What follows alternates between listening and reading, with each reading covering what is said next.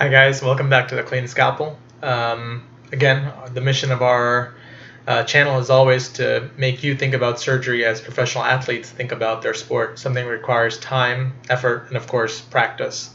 Today I'm very excited to be showing you an excerpt of what our students have been doing at the Virtual AI. We have taken task-oriented goals and asked our students to meet those goals in a stepwise fashion.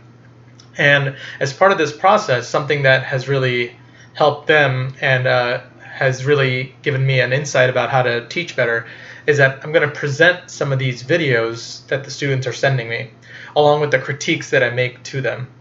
I think what we will see is that most students do make the same mistakes, but it's something that we can all learn from and then improve together from. So let's get to it. Today specifically, we're going to be focusing on reviewing two-handed tying. So our first video really kind of just starts off the process, and the student is using shoelaces. And let's just watch the technique here as we go.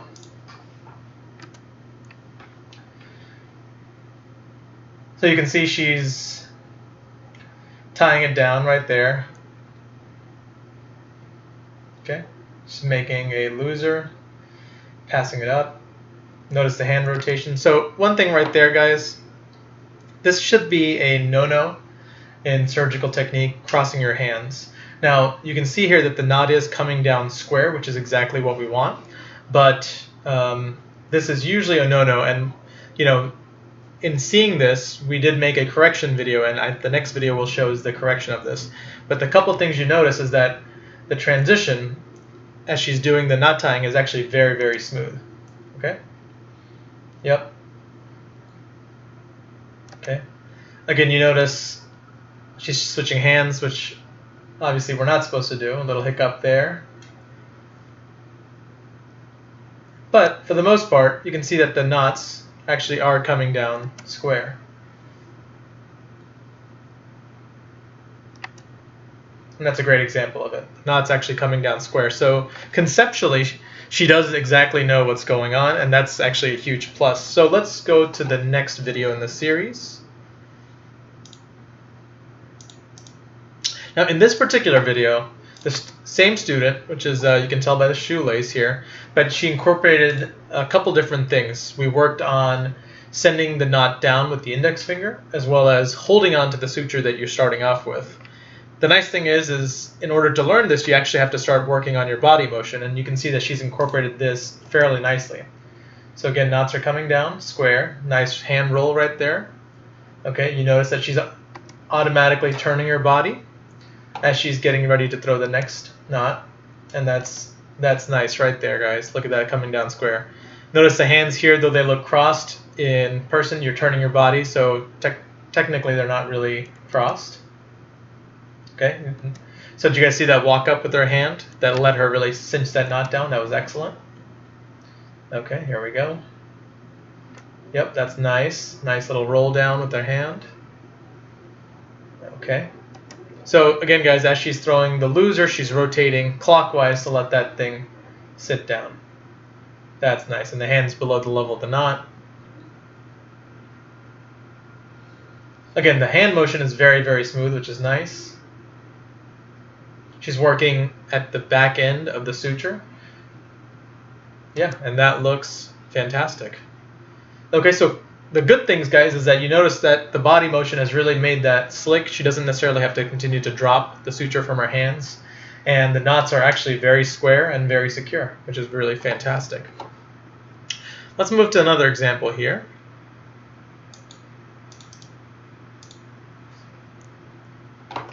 So a couple of things with this particular video. This particular student, we worked on the technique, so I'm actually not concerned about her technique. And what we're really focusing on here is 1 minute of actually good knots. And this was the final video she sent to me, so you can kind of see the progression. We don't really have to worry if the knots are coming down square because we've worked on that previously, but you can see the efficiency of hand motion here. Okay, that's nice. Okay, you can notice some subtle body turns. Okay, so a little bit there. The index finger is securing the knot, but you notice that here's the knot down here, the index finger is a little bit further out. Ideally, you want your index finger right next to the knot to ensure that it is secure. Now in this one, she was particularly going for speed, so you can see that some of the small fundamental techniques does break down a little bit, but overall, the hand motion is actually very, very efficient. The one thing you do find, you can see that as she's tying the knots, the suture is actually taut. You can actually increase the efficiency of your hand motion by, as you're throwing that knot through, you relax your hands. By relaxing your hands, it takes that ring and makes it bigger, which actually increases the margin of error, which is a huge plus, especially when you're trying to go for speed. That's nice. Very nice. Okay, a little bit of a hiccup there, which happens. Yep, so you notice how as she's working on the speed, the hand is actually moving further and further away from the knot. And then this is not uncommon, guys. Your technique always breaks down. Do you notice a little bit of struggle right here? That's, again, as you're working on speed, you tend to pull up like you're riding a horse. You actually want to relax and loosen up a little bit to let that suture fly through.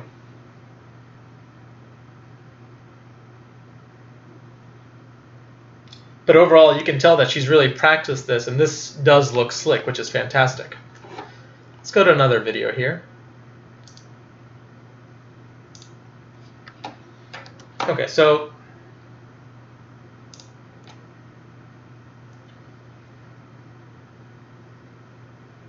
you can tell this student has the technique down. Her hand motions are a little bit exaggerated, which is excellent, especially when you're first starting out. You want to make that very, very clear. A little bit of a hiccup here. And what we worked on together with her was essentially calling out the suture that you're going to throw. She had a little bit difficult time remembering whether she's going to throw a shooter or a loser. And you can see that with a little bit of extra hesitation between the two. But that's fantastic. You notice how she's really nicely securing the knot down. Perfect, right on top of the knot, which is perfect. You know that knot's totally secure.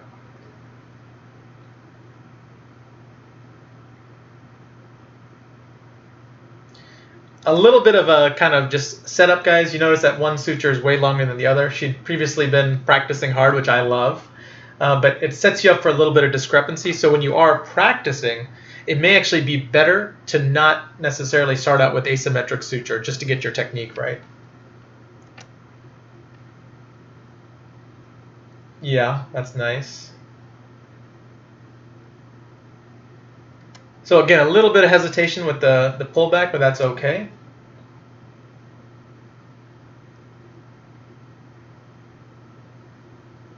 Yeah, and now you see the struggle with the suture when it's very, very short.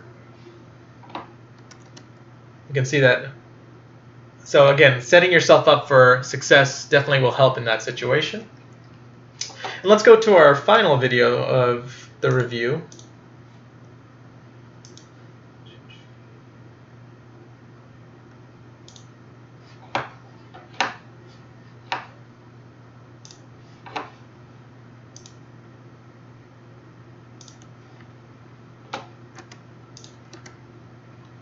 Okay guys, so this last video I did save for the end because this student actually has spent a lot of time working on the speed, and this was really her two-handed sutures for the speed. So let's see how that goes.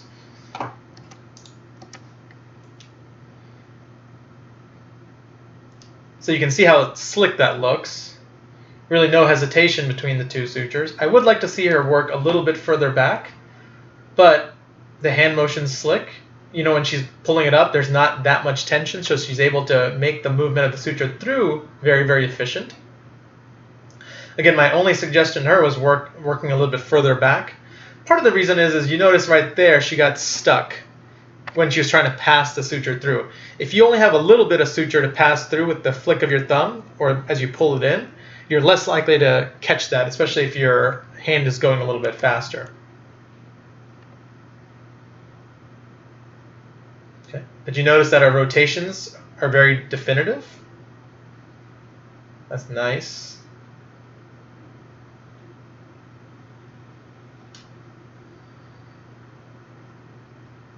Very good with securing the knots.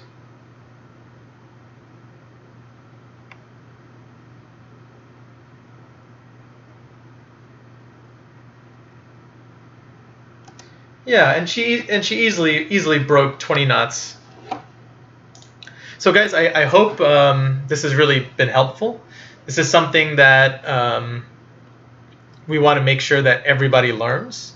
And again, during the surgical skills session, we are going to be pushing you on speed, and this is the fruition of that.